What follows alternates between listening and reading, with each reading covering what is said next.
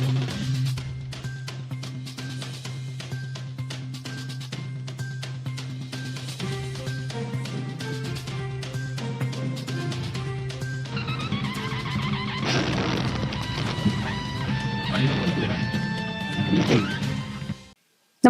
आपण पाहता Hirkani news. Hirkani news प्रत्येक क्षण ताज्या घडामोडी आणि महत्त्वाच्या प्रत्येक बातमीसाठी नेहमी तत्पर. गाय म्हैस नाही तरी दुधाचा महापूर कसा?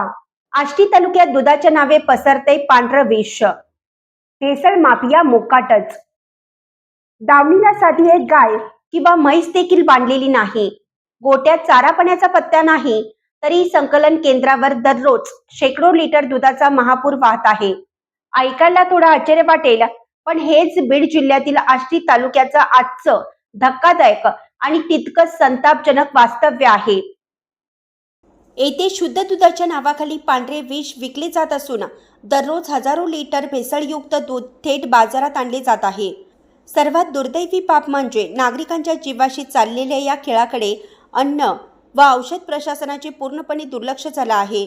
कारवाईच्या नावाखाली केवळ कागदोपत्री थातुरमातुर सोपासगार पार पाडले जात असल्याने या काळ्या बाजाराचे मुख्य सूत्रधार आणि आरोपी मात्र मोकाट फिरत आहेत. आष्टी तालुक्यात दूध संकलनाच्या नावाखाली एक मोठी संघटित साखळी कार्यरत आहे.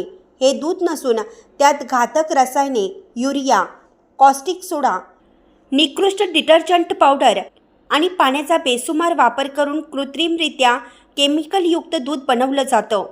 नागरिकांचा रोष वाढल्यावर अधिकारी केवळ देखाव्यासाठी येतात, नमुने प्रयोगशाळेत पाठवतात.